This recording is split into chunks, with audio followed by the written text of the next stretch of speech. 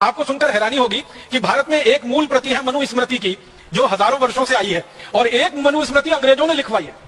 आपको मालूम है, हमारे देश में मनुस्मृति की एक प्रति अंग्रेजों ने लिखवाई है, और अंग्रेजों ने इसको लिखवाने में मैक्स मूलर की मदद ली थी।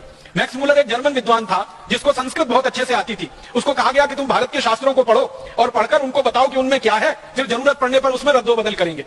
तो मैक्स मूलर ने मनुस्मृति का अनुवाद किया, जर्मन में किया, फिर अंग्रेजी में अनुवाद हुआ। फिर अंग्रेजों को समझ में आया कि मनुस्मृति तो न्याय व्यवस्था की सबसे बड़ी पुस्तक है और भारत की न्याय व्यवस्था का आधार है, तो उन्होंने मनुस्मृति में ऐसे विक्षेप डलवा दिए ताकि भारतवासियों को भरमाया जा सके और उनको गलत रास्ते पे चलाया जा सके। उनके मन में मनुस्मृति के प्रति वितृष्णा पैदा हो, उनके मन में मनुस्मृति के प्रति बहुत ज्यादा नीचाई की भावना पैदा हो, इस तरह के विक्षेप डाले गए मनुस्मृति में।